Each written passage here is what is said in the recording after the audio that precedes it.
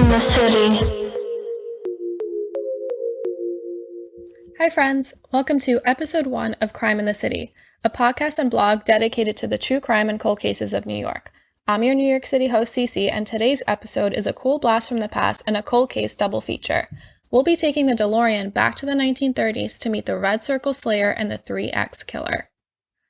The year was 1937. Amelia Earhart had just disappeared. Gas cost 10 cents a gallon, the average house cost $4,000, and the shopping cart had just been invented. Ginger Rogers and Mae West were all the rage, Snow White was just released, and the Hindenburg had just blown up. Now that we're all caught up, let's hop in and head back.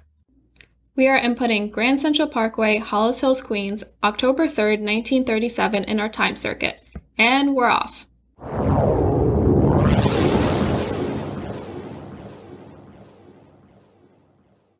On a brisk October morning, a man named Richard Jarvis was on his usual Sunday stroll through the wooded park off the Grand Central Parkway in Hollis Hills, Queens. This area was a popular spot, especially on the weekends. During the day, it was a local favorite for picnicking, but at night, it was home to petting parties. Now, I had no idea what a petting party was while researching this case, but thankfully it's not 1937 and we have Google. Apparently, petting parties, sometimes referred to as cuddle parties, started in the 1920s and were gatherings where, quote, young men and women could explore kissing, touching, and other aspects of physical contact. However, the parties included everything but sleeping together, and those in attendance stuck to one partner, end quote. So basically, the rowdy youths would all go to a makeout spot and hook up in their cars or on blankets on the grass. Super scandalous, I know. Richard Jarvis knew what the deal was, so he was never really surprised on his Sunday walks through Lover's Lane when he found the usual aftermath of petting parties. Empty or broken booze bottles, trash, used condoms, abandoned panties. Basically, those 1930s youths knew how to get rowdy. On this particular morning, however, Richard Jarvis was finally surprised. Jarvis stumbled across a Ford coupe parked in a remote area of the woods with the passenger door left wide open. As he approached the car, he saw the grisly scene of a double homicide. Slumped onto the driver's side window was a man, mouth and eyes slightly open, with 2 lines of blood trickling down his right temple from 2 bullet holes.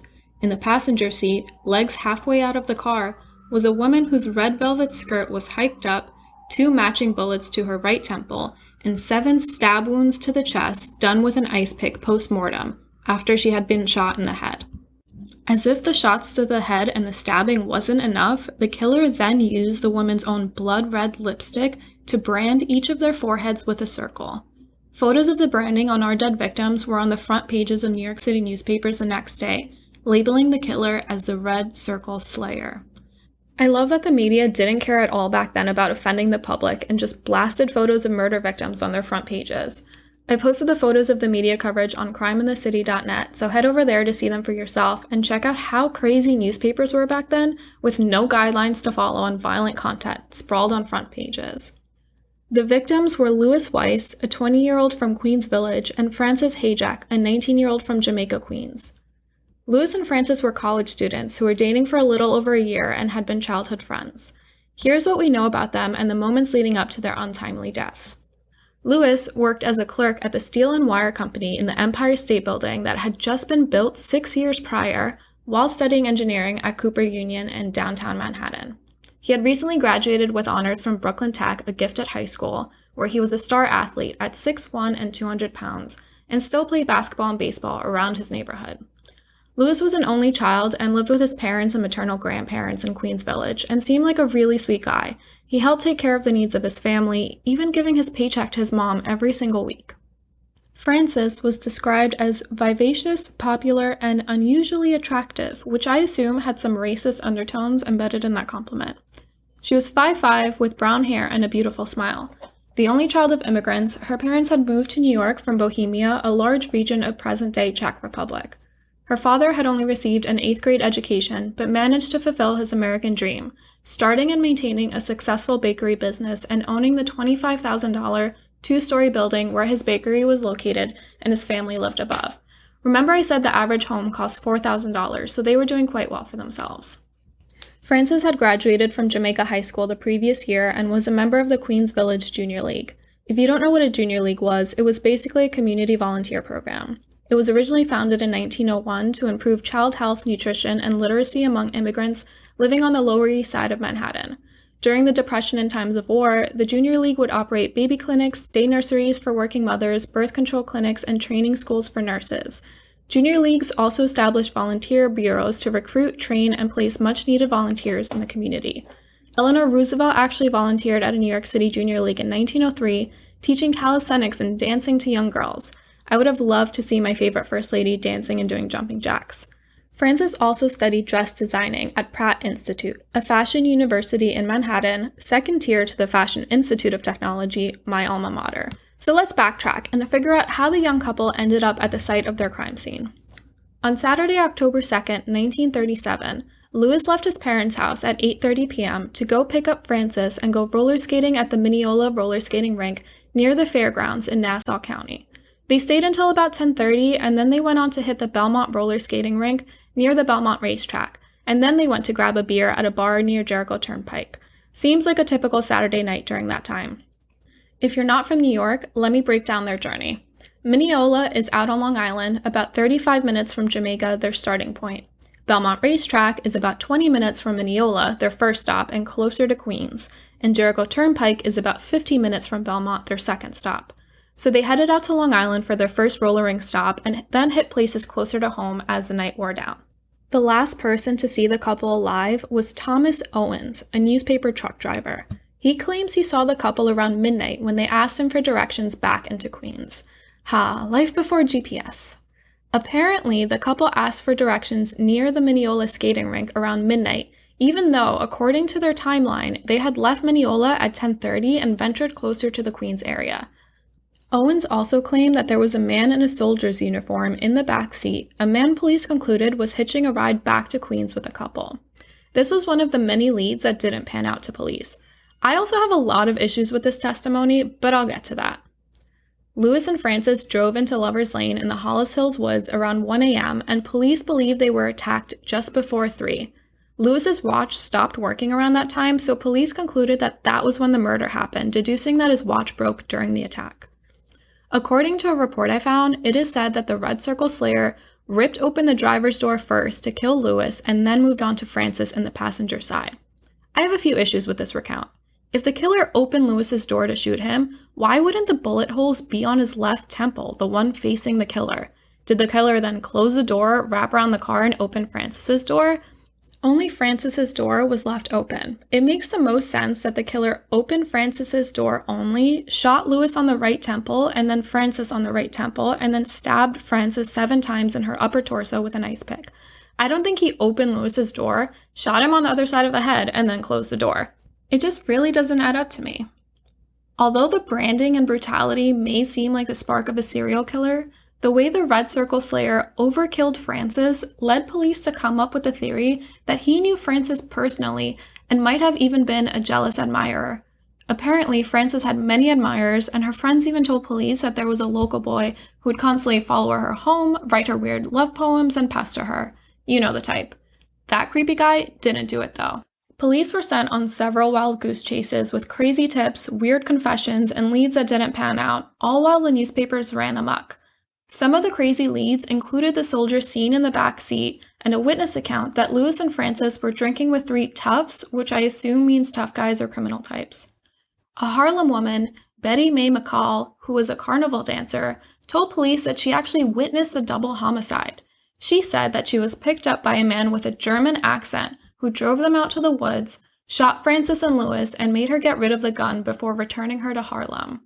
She later admitted that she made up the story and was committed to Kings County Hospital in Brooklyn. There was a lot of asylum talk during this investigation, with police even questioning patients at the nearby infamous Creedmoor Psychiatric Hospital. A man described as disturbed even told police that he might have killed the couple. Basically, it was a hot mess, and police had to deal with a lot of false confessions and wasted effort. The only viable suspect in Frances and Lewis's murders was a man named Walter Wiley, a local tough who was known to carry a gun and knife and rob couples on Lover's Lane. Here's a breakdown and a list of red flags to watch out for. Red flag number 1. He lied to cops about his alibi for the night of the murders, claiming he was in another state when he was actually in Queens.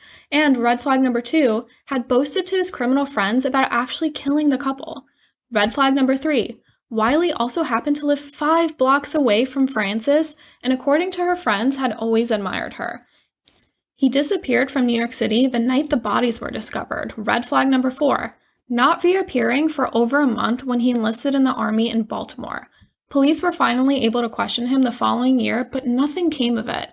I've read conflicting reports about him being imprisoned at Sing Sing in 1940 for unrelated robberies, some reports claiming he was given 40 years in prison, and some claiming he moved to Florida 3 years later and got married. Whatever the case is, police could never pin the murders on Walter Wiley, so he went free. Walter Wiley definitely looks like suspect number 1 through 100, but there was no evidence to convict him. Maybe he didn't do it, and it's a classic case of he sounds guilty, but he's not. But if there's one lesson I need you friends to take away from this podcast, it's that red flags never lie. Solid tip for life and love. One theory police and the media had was that these murders were associated with the work of a spree killer who terrorized New York City 7 years prior, the 3X killer. Let's adjust our time circuits and head to the summer of 1930, to a world of assassinations, secret organizations, treason, betrayal, and mystery.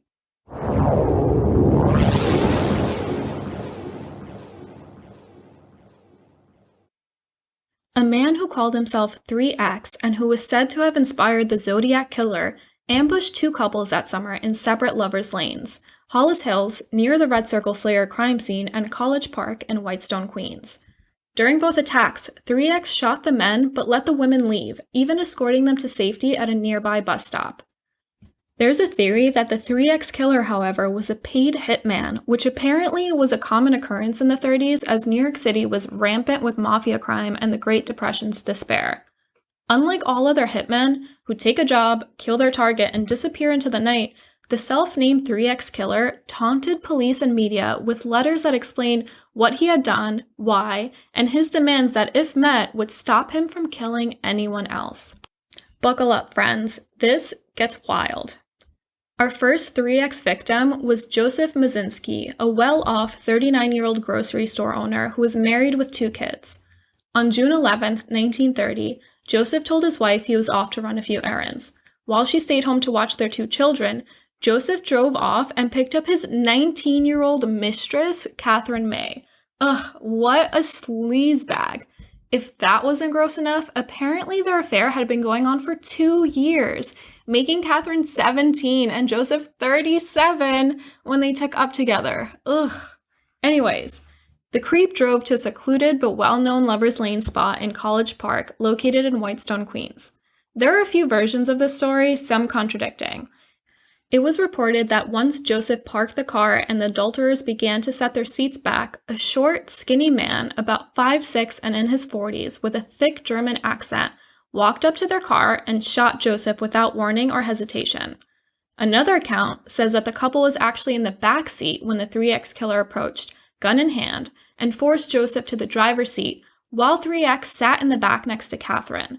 The 3X killer then shot Joseph in the head twice. The first version detailed that May was ordered out of the car and raped, the second insisting she was not raped. After shooting Joseph, 3X apparently rummaged through Catherine's bag, took out a few letters she had and burned them, escorted her to a nearby bus stop, handed her a letter, and told her not to open it until morning. When Catherine went to the police with her story and letter, they thought it was a convenient and absurd story, convinced that she had planned Joseph's murder herself as a scorned mistress, mad that this middle-aged guy wouldn't leave his wife and kids for her. Catherine was actually repeatedly questioned by police and was all over the newspapers as a suspect until finally being cleared of involvement in the murder of her old-ass lover. I clearly have a lot of opinions about this affair. Anyways, the letter that was handed to Catherine had the following written on it in red ink. Joseph Mazinski, 3X3-X-097. It was clearly a hitman's assignment card, or whatever it's called when they're given a name of a target. 2 days after Joseph Mazinski was assassinated, a letter was mailed from the 3X killer to a local newspaper saying the following, quote, "Kindly print this letter in your paper for Mazinski's friends. CC-NY, ADCM-Y16A, DQR-PA, 241, PM6, Queens. By doing this, you may save their lives. We do not want any more shooting unless we have to." End quote. What these letter number combinations mean was never explained, but it was clearly some sort of secret code that the intended parties would be able to decipher. A few days later, a third letter was sent. This is the one that the killer used to give himself the name 3X. In the letter, the 3X killer described Joseph Mazinski as a dirty rat and stated that his MO had been to, quote, get certain documents, but unfortunately they were not in Mazinski's possession at the time, end quote, and that if these documents were not given to him, quote, 14 more of Mazinski's friends will join him, end quote. To assure police that he was the real killer, 3X detailed what gun and type of ammunition he used to kill Joseph. This was most likely done for the police's benefit, as typically this type of information is kept out of the media so police can weed out false confessions. I assume this was also to let police know he was the real deal and that his threats weren't a joke. The rant about the documents Mazinski had were probably the reason 3X went through Catherine's purse and burned whatever letter she had on her. Originally, I thought that he was just a weirdo going through a lady's purse, but as you'll come to hear, everything that the 3X killer did had a logical reason behind it. As you can imagine, this put police in a frenzy to find 3X before he killed again. They were too late. On June 16th, 2 days after that third letter was sent, 3X was back for another hit. Noelle Sowley and Elizabeth Ring, the daughter of a cop, were parked in the Hollis Hills Lovers Lane near where Francis and Lewis's crime scene would be when 3X approached their car and asked to see Noelle's license. Once 3X looked at the license, he turned and flashed his flashlight and some sort of coded signal and said the following to the couple, quote, "You're the one we want, all right. You're gonna get what Joe got," end quote. He then shot Noel. Similar to Catherine and Joe's story, there are two versions.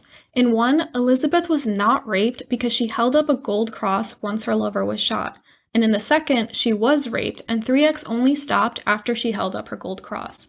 I'm not sure if this was a 1930s era thing where the sexual assault of a woman was kept quiet out of respect for her reputation, or if this was an embellishment of some sort.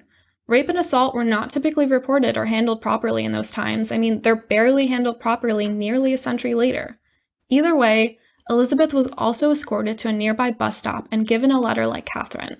The contents of the letter she was given are hard to find, but 3X did mail yet another letter to police, which said, quote, V-5, Sally was one of Mazinski's friends.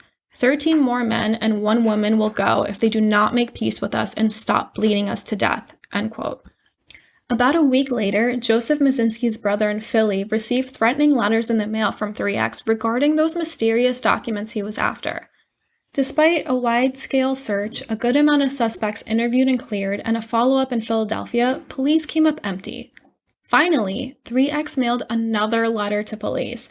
This guy was basically having a one-way pen pal relationship with the cops. In this weird one, 3X goes on to tell the cops who he was and why he was killing people. He called himself an agent of an anti-communist group, the Red Diamond of Russia, a secret international society.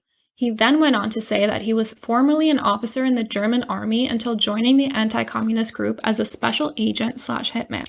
Apparently, Joseph Mazinski, his brother, and Noelle Sowley were members of the Red Diamond of Russia before being discharged for treason after they turned against the secret organization, joining another secret group, blackmailing the Red Diamond of Russia, and even becoming involved in drug smuggling. Wow, and you thought Joseph Mazinski's affair with a teenager was the sleaziest thing about him. Nope. In the letter, 3X claimed that one of these 3 men stole 3 important documents from the Red Diamond: a military document, a political document, and a commercial document.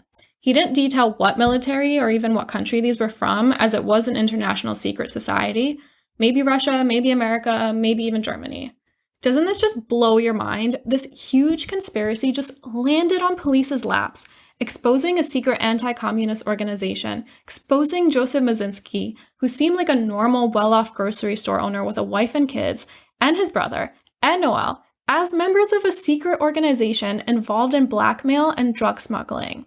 These details were all over the media too. No cover-ups or hiding the truth, no government interference. I mean, can you imagine living in a time where we're actually told the whole story? Granted, maybe some details were kept out of the news, but the amount the public was told shocks me. Now, here's an even crazier twist. I could not find anything about the Red Diamond of Russia online. Maybe because it was a secret group in the 1930s, maybe because it was a small organization or so well under the radar, but the only information I could find was in connection to this 3X case. I'm sure in history there were plenty of secret organizations that were never exposed, hence why they're secret, but this group was either that stealthy and under the radar, or they were covered up by the international or domestic governments, or 3X was a crackpot who made it all up and killed 2 random dudes. Personally, I've been a conspiracy theory nut since I was a teenager, so I'm all in on this Red Diamond of Russia thing being real. And I mean, think of the time, the 1930s, there was so much more happening in the world, big crazy stuff happening, that this could have easily been kept hidden or given no attention, not been investigated or exposed. Resources were also super limited back then. If anyone listening knows anything more about the Red Diamond of Russia, reach out, fill me in, take me down the rabbit hole with you. Remember when I said that the 3X killer was said to have inspired the Zodiac killer, who wouldn't appear for another 30 years? Here's why. All of 3X's letters had cryptic symbols, especially next to his signature, specifically an inverted V that was supposed to represent the red diamond. This is one of the ways police were also able to authenticate which letters actually came from 3X and which were phony letters from the crazies. The letters to police, the cryptic number letter combinations, the flashlight, shooting people in their cars, except for that beach one, all are similar to how the Zodiac killer would come to operate. Here's a conspiracy theory. Maybe the 3X killer is actually the Zodiac killer. Would explain why he just disappeared in the 70s. He probably died. Wild theory, I know. Anyways, the 3X killer ended his final letter to police with, quote, NJ 4-3-44, return to us the 19 at 9 p.m. My mission is ended. There is no further cause for worry, end quote. I'm assuming these cryptic numbers and letters are a cipher indicating locations, times, what is needed, and by whom. I posted some of the notes on the site as well if any couch sleuths want to take a crack at them. 3X was never caught and never struck again, keeping true to his word and his final letter to police. There was a man from New Jersey who confessed to being 3X 6 years later, but police quickly discredited him and threw him in an asylum, even though his final letter did have NJ in it, the abbreviation for New Jersey. I love how easy it was to just toss people into asylums back then for whatever reason. It's also comforting to me to know that the New York City police took one look at a liar from New Jersey and threw him into the loony bin. It reminds me of that episode of Parks and Rec where Fred Armisen was playing that delegate from Venezuela and was describing how his government would just throw insubordinate citizens straight to jail for infractions like missing a dentist appointment or overcooking chicken. If anyone gets this reference, please let me know. It's my favorite show. Now it's time for Cece's Wild Speculations. For those who haven't read the crimeinthecity.net blog or haven't yet checked out the @crimeinthecity Instagram, this is a segment where I play couch detective and speculate wildly on who I think did the damn thing. Here we go. Theory number 1. The Red Circle Slayer and 3X are the same guy. The only 3X and Red Circle Slayer parallels I can think of involve Betty Mae McCall. If you remember, she was the Harlem woman who told police she witnessed the murders committed by the German-accented man who she helped dispose the gun for. Maybe she was telling the truth and witnessed 3X murder Lewis and Francis, but because she was a black woman in the 1930s, she may have been intimidated or scared by police threats and misconduct and panicked, saying she lied and taking her chances at being thrown into an asylum rather than prison and/or the death penalty. If 3X did come back 7 years later to murder Lewis and Francis, why? Did he stop working for the Red Diamond of Russia and just ventured off to become a for-hire assassin? If so, who'd want these kids dead? Perhaps a jilted admirer of Francis. Or maybe 3X was still with the Red Diamond and this was a direct hit to Lewis and/or Francis's fathers. The couple were childhood friends, which stands to reason that their parents probably knew each other. Perhaps their fathers were in the Red Diamond organization or a rival one, caused trouble for the secret society, and needed to be taught a lesson. The kill signature is slightly different between the two murderers. 3X didn't brand or stab his victims in the 1930s. Perhaps he killed Lewis and Francis in a signature way, 2 bullets to the head, realized he fucked up and couldn't have the police connecting it that way, so he stabbed Francis a bunch and branded their foreheads with red lipstick to throw them off the scent. 3X did have a thing for going through ladies' purses after all. Theory number 2 on who killed Francis and Lewis, a jealous admirer. From everything I read while researching this case, Frances was a beautiful young woman with a long line of male admirers, even having a stalker who would follow her home and write those weird love poems. I know police ruled out that specific guy, but it could have been someone else from the neighborhood who had become obsessed with her. Frances and Lewis had been childhood friends and were dating for over a year. Maybe the killer knew Frances wouldn't leave Lewis for him, so he took him out of the picture. He shot Lewis, professed his love to Frances, who definitely freaked out. The killer panicked and shot her too to shut her up, and then stabbed her repeatedly out of anger and frustration. Here's my criminal psychology obsession coming in handy. Overkill like that, just on one victim, signifies an emotional and passionate connection from the killer. Stabbing is also considered a form of penetration, a replacement for sex when the killer cannot have sex with the victim, either because of impotence or unrequited desire. Maybe Frances rejected one of her male admirers and he took it real bad, as some guys do, and just went full killer rage mode. If I can't have her, no one can. Like the 3X killer, who is described as a short, slender man, guns are also typically used when a killer knows they cannot physically overpower their victims. With Lewis being 6'1" and 200 pounds, the killer was more than likely of a smaller stature and insecure, blinded by rage, jealousy, and inferiority. Maybe Lewis heard about the admirer's advances towards Frances and made threats, verbal or physical, and this guy just wanted revenge.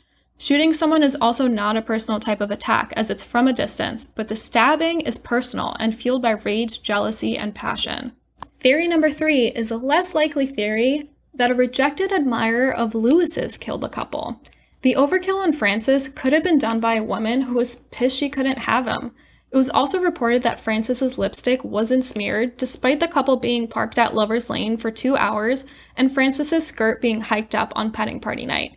Maybe the female killer reapplied Frances's lipstick after branding their foreheads. Wild speculation, I know, but it could happen. I also think the lipstick not being smeared thing could have been a lie to not tarnish Frances's reputation, as her dad had given a statement to press saying she would never attend something like that. She was a good girl and not a scandalous, rowdy teen. Wild speculation number 4, Walter Wiley did it. Walter Wiley, the police's #1 suspect, seems like the most obvious one. You remember all those red flags I warned you about. He disappeared the night the bodies were found, lied about his alibi, he liked Frances, lived 5 blocks away from her, carried a gun and knife, frequently robbed people at that same park, and bragged about doing it. Maybe he was the one that Frances rejected and Lewis had words with to back off. A tough guy like that most definitely would not handle that rejection well, and then to immediately enlist in the army seems really fishy to me. Police didn't have any evidence to charge him with, so he was never formally charged for the murders. The 1930s sound like a really frustrating time for police. DNA evidence wouldn't be used in police investigation for nearly 50 years, so it was way too easy to cover your tracks. They had fingerprinting during that time, but if all you had to do was wear some gloves to get away with murder, I'm sure a seasoned thug like Walter Wiley knew that at least. My final theory is that Thomas Owens killed them. You remember this guy. He's a newspaper truck driver who gave the couple directions near the roller rink and told cops there was a soldier in the backseat. The timeline just doesn't add up. Why would they be asking him for directions back to Queens at midnight near their first roller rink stop when they had left that stop and drove closer to Queens at 10:30? If the roller rink was a place they frequented, why would Lewis need directions? I think that Thomas also made up the story of there being an unknown soldier in their backseat to throw police off. It was said that police theorized the couple agreed to give the stranger a ride back to Queens after meeting at a bar, which was their third stop and far away from the Mineola roller rink that Thomas claims he gave them directions near. Either Thomas is a pathological liar or he had something to do with their murders. Criminal psychology time again. Murderers usually like to insert themselves into investigations. Whether through false tips or joining search parties, they get a sick thrill of being involved and leading police the wrong way. Nothing in Thomas Owens' story makes sense, and usually those testimonies are either from crackpots or the guilty. It sounds like Thomas Owens went to police himself, because why would police question a random newspaper truck driver out on Long Island?